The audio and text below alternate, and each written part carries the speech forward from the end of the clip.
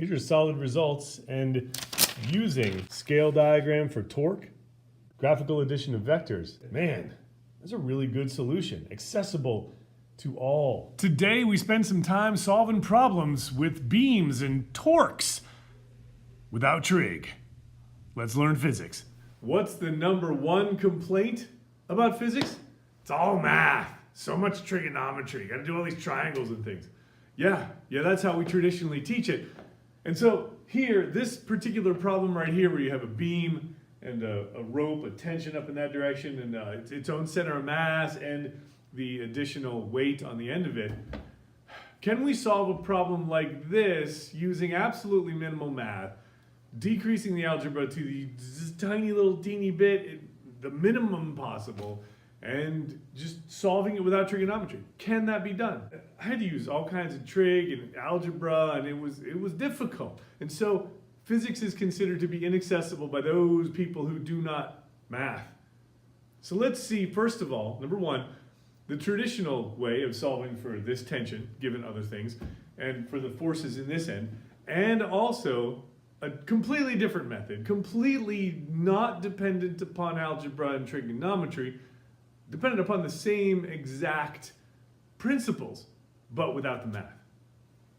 Let's compare. Here's a problem. Got a 4-meter long beam, and attached to 3 meters is a cable, 35 degrees, unknown tension, unknown force at this end to hold it up and to keep it from jamming itself into the wall. 10 kilogram mass hung at the end, and the beam has a mass of 3 kilograms.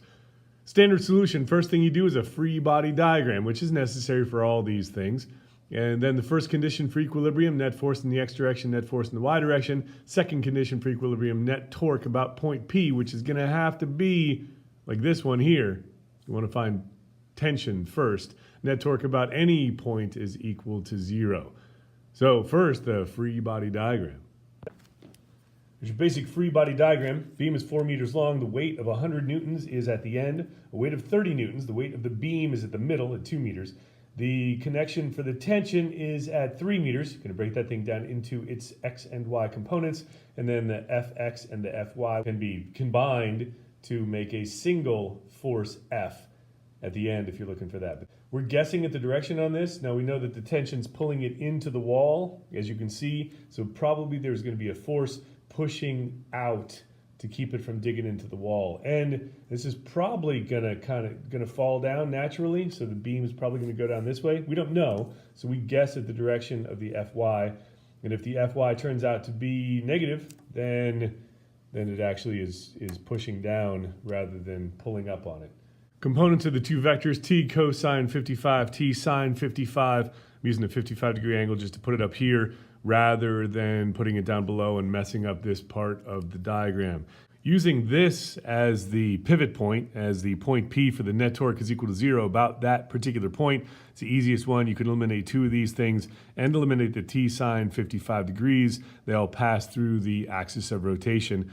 Move out along 2 meters. At 2 meters, you have 30 newtons. So the torque is 30 newtons times 2 meters. Moving out to the end, I'm doing clockwise is equal to counterclockwise. It's easier than doing this with the positives and negatives. And then 100 newtons times 4 meters. So plus 100 newtons times 4 meters. And then the counterclockwise torque, you have the two clockwise torques pulling down, and then the single counterclockwise torque in the opposite direction.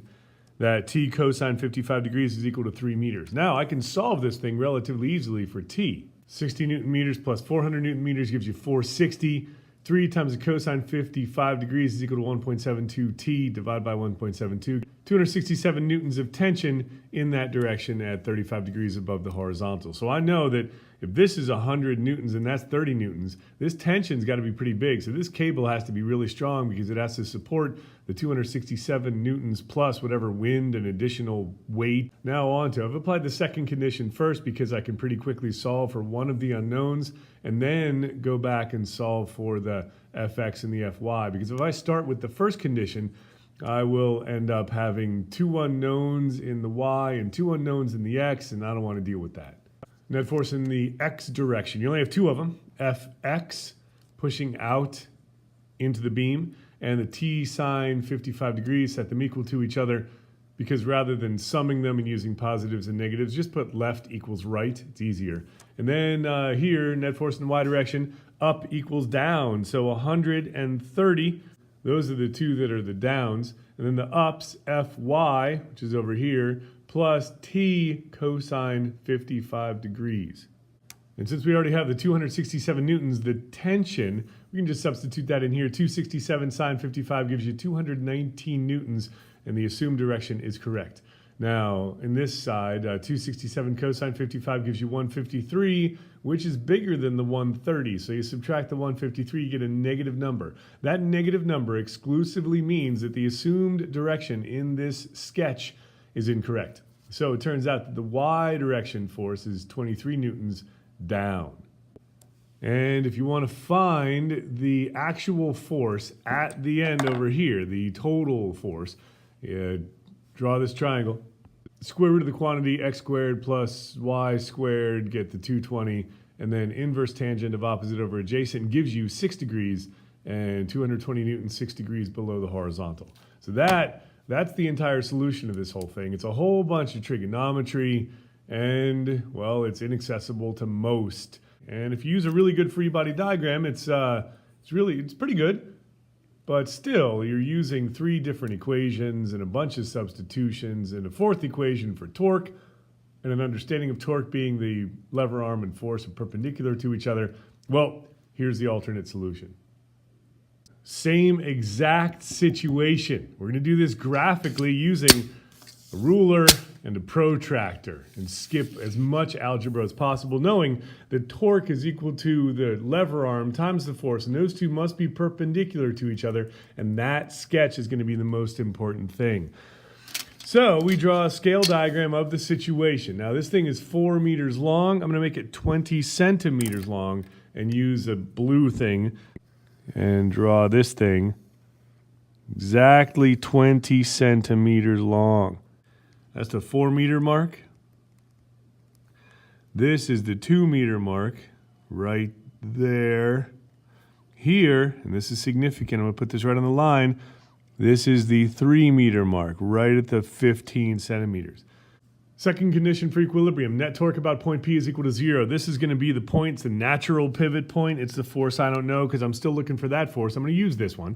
And the 2 meters, there's a 30 Newton force, and these lengths don't matter, but I can draw this in red. Let's draw that thing straight down at that point, and I know that that is 30 newtons. I draw this thing straight down to this point. I'll make it longer. The scale doesn't matter for these forces, but the scale does matter for the distances. That is significantly longer. That is 100 newtons. And I'm going to use red for the clockwise, because clockwise has to bound or counterclockwise, and the 30 newtons and 100 newtons. The torque, this is 30 times 2 is 60 Newton meters, and that is 1 torque. And then 100 times 4 is 400 Newton meters. That is another red torque. Now this is where we use that. We know that the tension is going to provide a counterclockwise torque to counterbalance the 460 total. Use a different color for it just to keep it visually separate. Line that up at the 3 meter position as closely as you can, using the blue line as the center of the beam. Measure out to 35 degrees. Measure this thing as closely as you possibly can get it, 35 degrees. Then we're going to connect those two lines with a dotted line that is black. Lots of space is better. And then I can carefully bring in my protractor and use that to get a right angle and an extension on it. This is where the lever arm and the force are perpendicular to each other is significant, and the scale diagram comes in.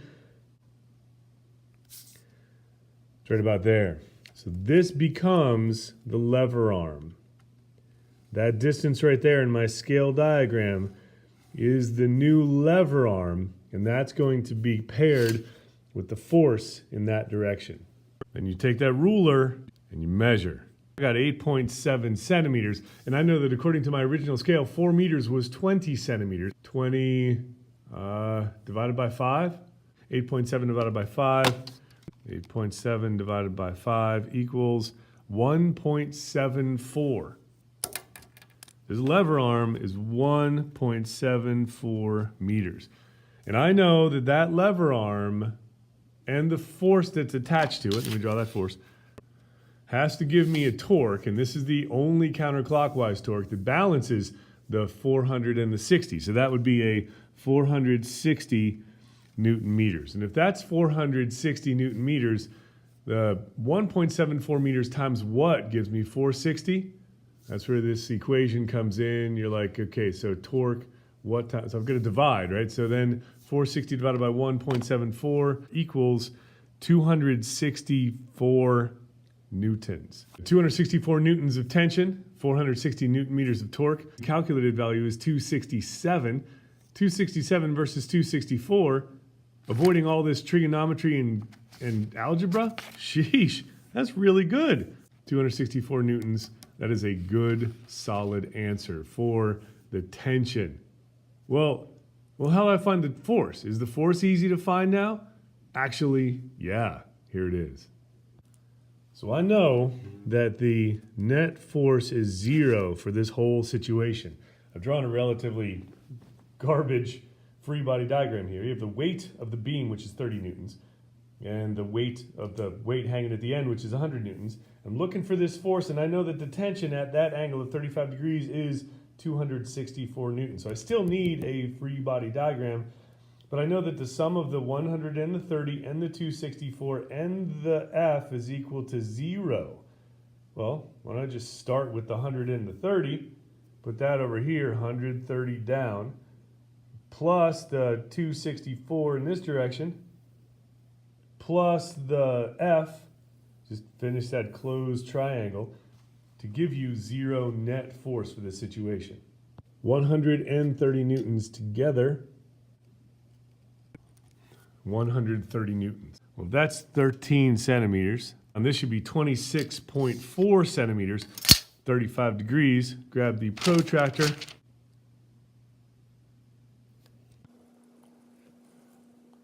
The very tip of that piece of paper, it actually ended at the edge of the paper, is 264 newtons, 35 degrees is 26.4 centimeters. Now all I have to do is this plus that plus this gives me 0. Just close that triangle. It's in that direction, showing that, yeah, there's going to necessarily be a force in this direction somewhere and slightly down. Now, measure everything. It's about 6 degrees. 21.7 centimeters.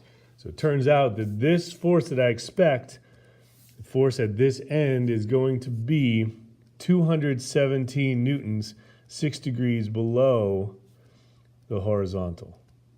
220 newtons, 217 newtons, minor variation on that last value because there's a minor variation on this last digit here. 6 degrees below the horizontal, 6 degrees below. That's really good. These are solid results, and using scale diagram for torque and graphical addition of vectors to find the force. Now, it does require a ton of paper, but man, that's a really good solution. Accessible to all. No knowledge of trigonometry necessary. It's pretty cool. That's how you do it. Pretty tough, advanced problem. Easy to solve with no trigonometry. Thanks for watching Learn Physics. And thanks for that thumbs up too. Really helps a lot. New videos most academic weeks. Subscribe for more. I've even got education ideas, Freaky Physics Friday, and Tech Tip Tuesday. And for bicycles, motorcycles, and family adventures, it's my other channel, Bike Physics. You just learned physics.